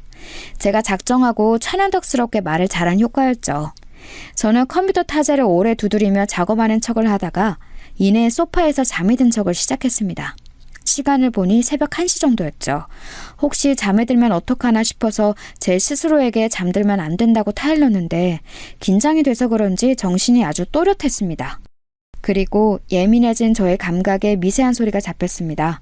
아내가 침실을 나온 것이었어요. 저는 숨을 죽이고 담요를 푹 덮은 채 곤히 잠든 척을 했습니다. 잠시 후 아내가 간이서재 안으로 살짝 발을 들이는 소리가 들려왔죠. 제가 자는 모습을 확인하는 것이었어요. 저는 곤히 잠든 척을 이어갔고 아내가 멀어지는 소리가 살짝 들려오자 그때서야 눈을 떠봤습니다. 시간을 확인했더니 새벽 2시가 되려던 참이었어요. 저는 얼른 준비한 수면 양말을 신었습니다. 걸을 때 소리가 나지 않게 하려고 여동생과 함께 떠올려낸 거였죠. 수면 양말을 신은 채로 조심스럽게 간이서재 밖을 나갔습니다. 참고로 침실은 그 복도의 가장 안쪽에 있지만 간이서재는 복도의 끝에 있어서 나가자마자 계단과 가까웠습니다. 저는 조심스레 계단을 내려가면서 지하실 방향부터 살폈죠. 아주 천천히 저는 지하실 쪽으로 향했고 그쪽에서 미세한 불빛이 새어나오고 있었으므로 어둠 속에서 그곳을 가는 건 전혀 어렵지 않았습니다. 아주 지척으로 가까워졌을 때 저는 긴장감으로 침을 꿀꺽 삼켰고 살짝 열려있는 지하실의 문틈 사이로 한쪽 눈을 들이밀었어요. 죽는다, 죽는다, 반드시 죽는다. 그리고 숨을 삼켜야만 했습니다. 아무 소리도 내지 않기 위해서 일시정지한 채 눈에 들어온 광경을 보고 믿을 수 없어 했지요. 어둑한 전구 하나만 켜놓은 지하실, 그곳에는 낮은 천장에 두꺼운 전기줄 같은 게 걸려 있었고 그 줄에다가 안에는 노끈을 매달아 놓았습니다. 숟가락의 모양을 뒤집어 놓은 것 같은 모양새, 그게 어떤 건지 단박에 알 수 있었죠. 사람이 목을 탈 때 잡는 모양이었어요. 그 모양을 노끈으로 작게 2개를 엮어서 전깃줄에 달아놓은 안에는 그 작품 2개에다가 각각 사진을 붙여놓았습니다. 저는 어렴풋이 그 사진의 주인공들을 보고도 분간해낼 수 있었어요. 왜냐하면 사진 한 장의 주인공이 바로 아내의 전남편이었기 때문입니다. 다른 사진의 주인공은 여자였는데 보나마나 그 전남편이 재혼한 여자였지요. 아내는 마치 그 2 사람이 목을 매달아 죽은 것처럼 그렇게 행해놓고는 계속해서 웃으며 죽는다고 주문을 외우고 있었습니다. 반드시 죽을 거라고 중얼거리면서 자기 전 남편의 사진을 보며 쾌 소리도 내더군요. 목이 졸리는 것 같은 소리 말이에요. 몇 번이고 쾌쾌거리더니 만족스러웠는지 낄낄 웃어댔습니다. 그 2 사람이 죽었으면 하는 의도로 저러는 게 분명했기에 저는 식은땀이 나기 시작했는데 더 놀라운 건 다음 순간이었어요. 옆으로 걸음을 옮긴 아내가 웬 인형을 집어들었습니다. 제법 크기가 되는 곰인형의 배에는 사진이 붙어 있었고 저는 그게 아내의 아들일 거라고 확신했어요. 아내는 곰인형을 품에 꼭 안으면서 웃었습니다. 우리 애기 잘 자. 엄마가 자장가 불러줄게. 뭐 불러줄까? 어떤 게 좋아? 응? 그 모습을 보자마자 소름이 쫙 돋았어요. 대체 이 상황이 다 뭔가 싶어서 정신이 아득해질 때였습니다. 곰인형을 내려놓은 아내가 갑자기 벽으로 가더니 자기 이마를 대고서 가만히 섰습니다. 잠옷 차림에 머리를 길게 풀어헤친 아내가 뒷모습을 보이며 벽에 이마를 박은 채 서서는 몸을 좌우로 흔들흔들 움직이던 모습, 저는 아마 죽을 때까지 잊지 못할 거예요. 아주 작게 콧노래를 부르면서 몸을 계속 좌우로 흔들더군요. 그러더니 중간중간에 죽는다, 반드시 죽는다 이런 소리를 해댔습니다. 저는 숨소리가 새어나갈까봐 입을 꽉 다문 채로 한 걸음 뒤로 물러났어요. 전신이 오싹오싹한 게 소름이 가시질 않고 있었지만 지금 당장 힘을 내서 방으로 돌아가야만 했습니다. 아무 소리도 내지 않고 계단을 올라가는 동안 울고 싶을 지경이었어요. 평생을 믿지 않았던 신께 빌었습니다. 제발 무사히 방까지 가게 해달라고 말입니다. 한겨울도 아닌데 온몸에 소름이 돋아서 한기를 느낀 채로 저는 침실까지 도착해서 침대에 누웠습니다. 떨면서 누운 채로 제가 본 것을 떠올려 봤지요. 믿을 수가 없었어요. 사람이 목을 매다는 것처럼 그런 모양새로 노끈을 작게 엮어서 거기에 사람 사진을 각각 붙여놓고 죽는다는 소리를 주문처럼 외우고 있었다니. 곰인형에다가 자기 아들 사진을 붙여놓고서는 자장가를 불러준다고 하지를 않나. 아니 솔직히 그것들보다는 벽에 이마를 대고 가만히 서 있다가 몸을 좌우로 흔들어댔던 것이 가장 무서웠습니다. 제 아내라는 사람이 그런 사람이라니 소름이 돋았어요. 그리고 바로 그때였습니다. 아내가 방으로 돌아왔어요. 저는 그 소리를 듣자마자 최선을 다해서 자는 척을 시작했죠. 이윽고 아내가 천천히 걸음을 옮기더니 침대의 왼편으로 와서 저를 빤히 내려다보는 게 느껴졌습니다. 와, 미칠 것만 같았어요. 그러더니 이런 중얼거림이 들려왔죠. 어라? 여기에 있었네? 그때 아차 싶었습니다. 저는 간이 서재에서 자고 있었으니 아내는 자기가 지하실에서 기행을 벌이고 온 다음에 갑자기 제가 침실에 있는 것이 뭔가 이상하게 느껴진 모양이었죠. 간이 서재로 들어갔어야 했는데 하도 정신이 없어서 침실로 와버린 제가 바보 같았습니다. 이미 벌어진 일, 최선을 다해서 가만히 있는 수밖에 없었어요. 필사적으로 자는 척을 하고 있는 저에게 아내가 말했습니다. 야, 너 지금 안 자고 있지? 저는 소름이 돋아난 채로 가만히 있었고 아내는 또 히히 웃었어요. 저는 신께 빌면서 속눈썹 하나 까딱이지 않으려고 노력했습니다. 저는 제법 건장한 남자였고 아내는 제가 마음먹으면 제압할 수 있는 상대였는데 그럼에도 엄두가 안 났어요. 근본적으로 아내가 기이하게 비정상인 상태임을 알아차리자 맞설 대상으로 느껴지지도 않았습니다. 제가 용을 쓰며 자는 척을 이어가고 있을 때 아내가 저에게 얼굴을 가까이 대왔어요. 그러더니 자기 손가락으로 제 목의 옆쪽을 더듬거렸습니다. 잠깐만, 거기는 맥이 강하게 뛰는 곳인데 설마 그걸로 내가 자는지 안 자는지 확인하려는 거 아니야? 그걸 바로 알아차린 저는 그 즉시 몸을 움직였어요. 뒤척이면서 소리를 냈고 손으로 목을 긁으며 입맛을 다시는 행동을 했습니다. 최대한 자연스럽게 했죠. 예전에 여동생이 그랬었어요. 저는 자다가 무슨 소리가 들리며 꼭 뒤척이면서 입맛을 다시고 몸을 한번 긁는다고요. 아마 그 습관이 계속 이어져 왔을 거라고 믿었습니다. 그래서 기지를 발휘한 것인데 아내는 제가 잔다고 생각했는지 바로 걸음을 옮기더군요. 침대를 반대편으로 돌아서는 자기 자리로 가서 누웠습니다. 저는 밤을 꼴딱 새웠어요. 옆자리를 쳐다볼 엄두는 아예 못 냈죠. 아침 해가 밝아오고 난 다음에야 옆자리를 확인했는데 아내는 곤히 자고 있었습니다. 마치 아무 일도 없었다는 것처럼요. 아주 평온했죠. 잠을 자지 못해 미친 듯이 피곤한 제 몸 상태만 아니면 저도 꿈을 꿨다 했을 거예요. 꿈에서 헛것을 봤구나 싶었겠죠. 하지만 제가 본 것은 분명한 현실이었습니다. 저는 그날 당장 여동생에게 연락을 했어요. 여동생이 깜짝 놀라더니 이내 차분하게 자기 의견을 내놓았어요. 오빠, 그건 그냥 특이하다고 넘길 일이 아닌 것 같아.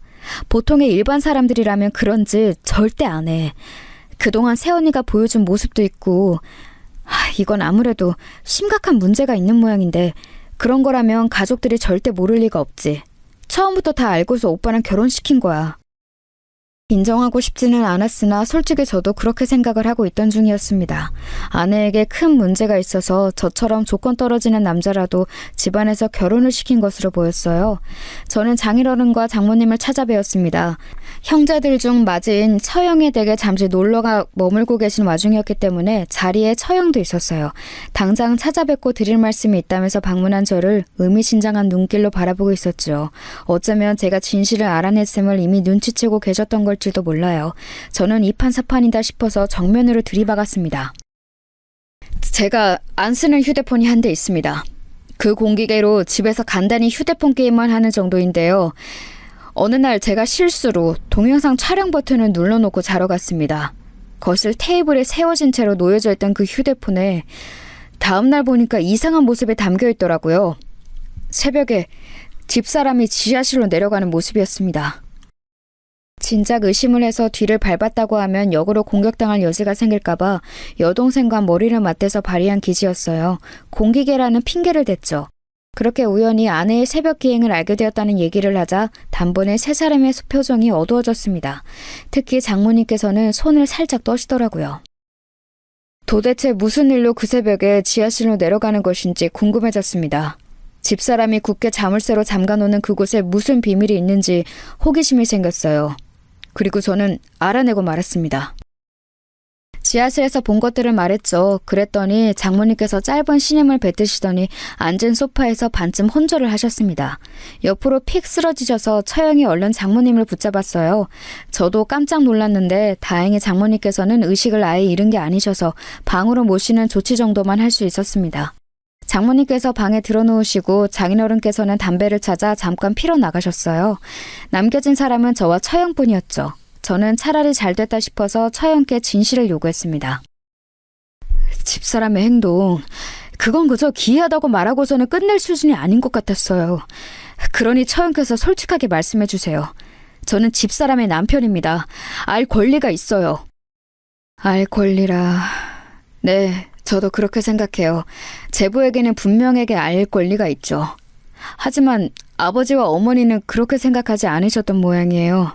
이렇게 됐으니 제가 알려드리는 게 맞는 상황인 것 같아요.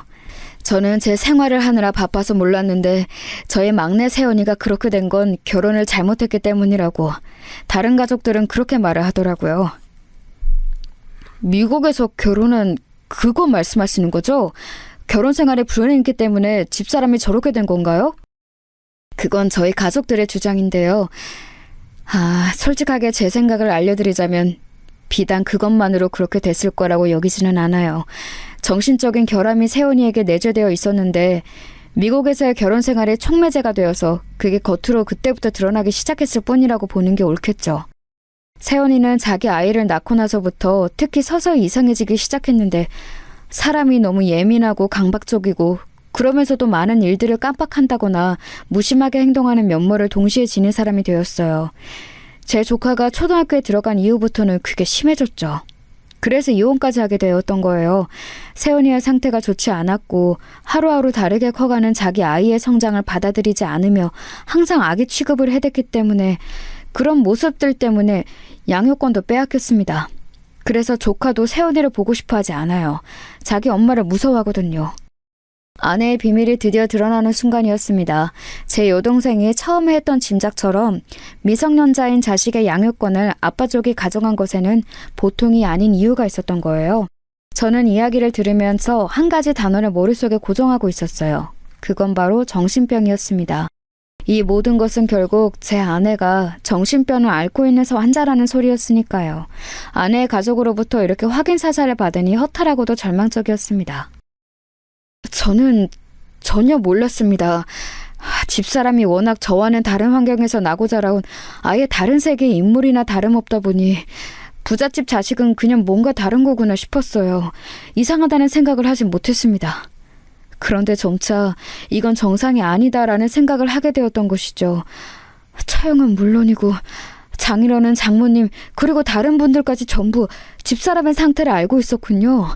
너무나도 잘 알면서 저에게는 아무런 언질도 주시지 않고 결혼을 시키신 거였네요. 제보한테는 미안하게 생각해요. 하지만 작정하고 속이려는 의도까지는 아니었어요. 그냥 말을 안 해도 되지 않을까 싶어서 말을 안 한 거였죠.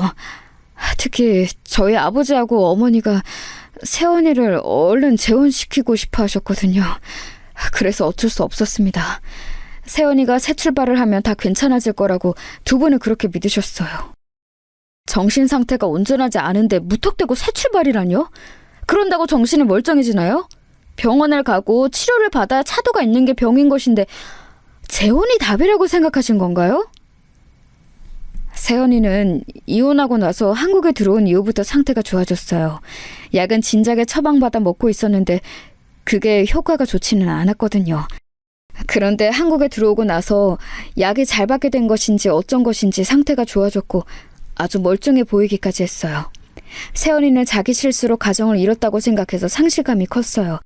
다시 가정을 꾸린다면 자기가 안정감을 되찾을 거라고 했죠. 그때부터 저희 부모님은 세연이가 얼른 재혼하기만을 학수고대하신 것이고요. 이제 이게 다 어떻게 된 일인지 명백히 알게 되었습니다. 아내는 정신병을 앓고 있었고 그래서 제가 아내 같은 부잣집 막내딸과 결혼할 수 있던 거였어요. 그리고 절망적이게도 아내에게 육촌오빠 되시는 분이 정신병원에 계신다는 걸 알게 되었습니다. 혹시 집안 사람들 중에 또 정신적으로 어려운 경우가 있냐고 아주 조심스럽게 처음께 여쭈어 보았고 어렵사리 받아낸 대답이었죠. 그러니까 이건 유전이었던 거예요. 집안 유전에 흐르는 정신적인 문제가 아내에게서 강하게 발현된 것이겠지요. 그렇다는 말은 만약에 우리 부부 사이에서 아이가 생기면 정신병이 이어질 수도 있다는 소리가 되는 거잖아? 이런 엄청난 사실을 이렇게 알게 되다니.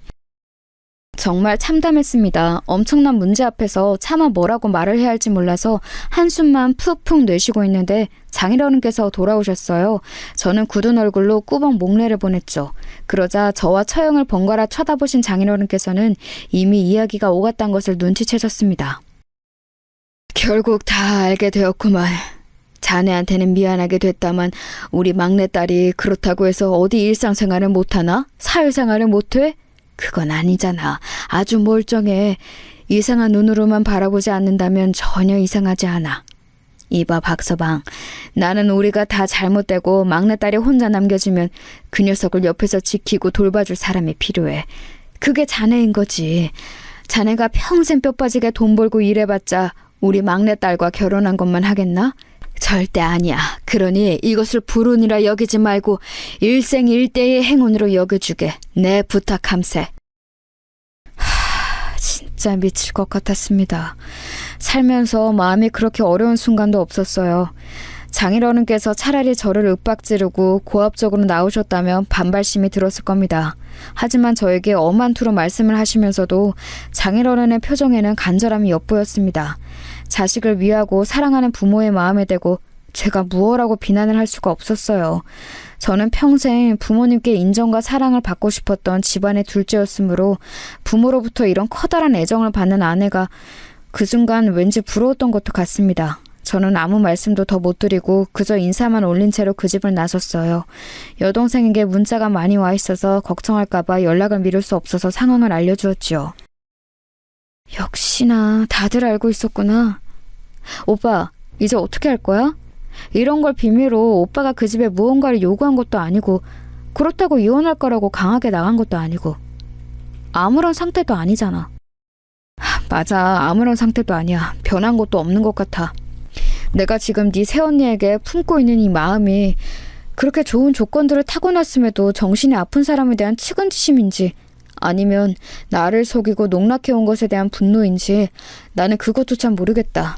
어떻게 해야 될지 모르겠어. 일단 지금은 그냥 지내보려고 해.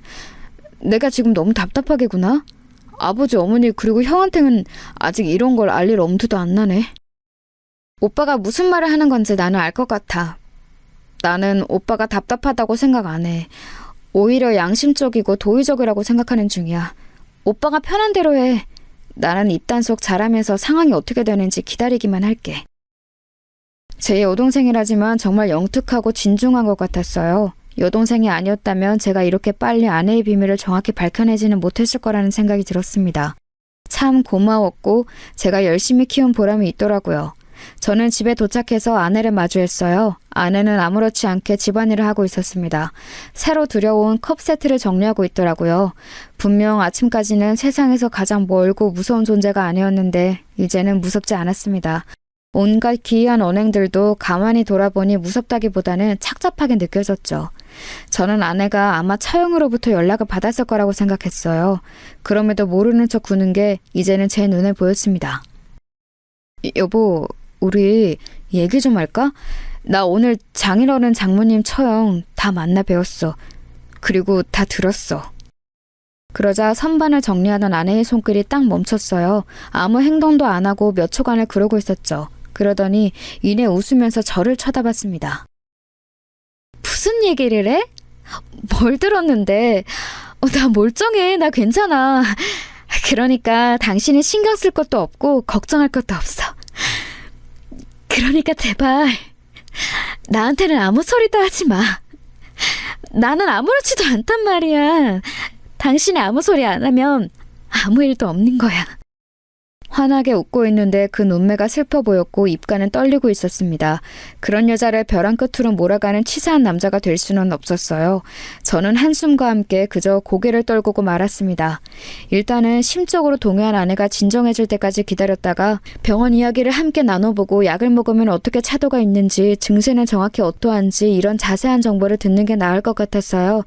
그래서 저는 최대한 아내를 아무렇지 않게 대했습니다. 이틀 뒤 장모님께 문자가 왔는데 박서방, 내가 고마워. 이렇게 왔더라고요. 그저 한숨만 나왔지요. 정작 저희 부모님께는 아직 이런 사실을 못 밝혔다는 게 가슴이 답답했습니다. 아내와 이야기를 다 나누고 상황의 정리가 이뤄진 뒤에 저희 집에 밝힐 생각이었어요. 그런데 아내의 기행이 더 먼저였습니다. 어느 날 밤 아내는 새벽에 또 지하실로 향했고 자기의 전남편과 그 재혼한 여자의 사진에 불을 붙였어요. 그러다가 그 불이 아내의 잠옷 소매로 옮겨 붙었습니다. 거기까지는 큰일로 번지기 전에 끝낼 수 있던 거였는데 아내의 눈에 곰인형이 들어온 거예요. 아들의 사진이 붙은 곰인형이 연기를 마시게 둘 수 없다며 굳이 곰인형을 챙기려다가 불이 더 번졌습니다. 제가 소란을 듣고 내려가서 황급히 불을 껐지만 아내는 팔에 커다란 화상을 입은 뒤였죠. 끝까지 곰인형을 붙잡고 괜찮아라는 소리를 중얼거리던 아내의 모습이 잊혀지지가 않았습니다. 아내가 화상 때문에 수술을 받게 되었고 그때 저는 더 이상 숨길 수가 없어서 저희 부모님과 형에게 사실을 털어놓았습니다. 셋 다 아무 말도 하지 않았어요. 정말 아무 소리도 하지 않고 참담한 얼굴로 침묵을 지키며 제 어깨를 두드려줬을 뿐이었네요. 그게 오히려 고맙고 죄스러웠습니다. 아내는 수술을 받은 이후로 상태가 나빠졌어요. 불만 보면 발작을 해댔거든요. 나를 죽이러 온 거지? 나를 죽이고 내 아기를 빼앗으려고 하는 거지? 그래, 어디 한번 해보자.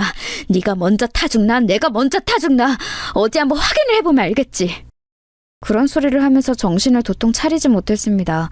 게다가 자기를 말리는 장모님을 알아보지 못하고 뺨을 때리기까지 했습니다.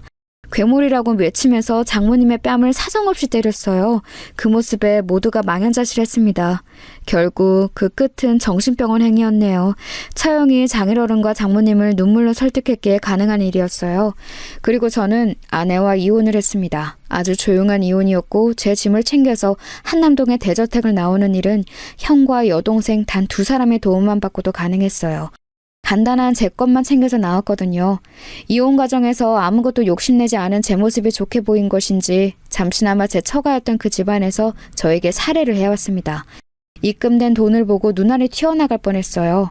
저는 이런 액수는 받을 수 없다고 연락을 드렸지만 그쪽에서 워낙 완강한 태도를 보이셨기에 결국 감사히 받는 것으로 했습니다. 그 돈으로 저는 가족들과 함께 해외여행부터 갔어요. 5 식구가 함께 말레이시아로 여행을 가서 허심탄회한 대화도 나누고 대단한 자연도 만끽하면서 재충전의 시간을 가졌습니다. 제 아내였던 사람을 보면서도 느끼는 게 있었는데 그건 바로 내 가족의 최고다라는 것이었어요. 정신이 아프든 몸이 아프든 끝까지 저의 편이 되어줄 존재는 가족뿐이었죠. 그 깨달음을 얻고 그 이후로는 더욱 인생을 풍요롭게 살게 되었던 것 같습니다. 제 이야기는 이쯤에서 마무리를 짓고자 해요. 다들 멋진 인생 사시기를 바랍니다.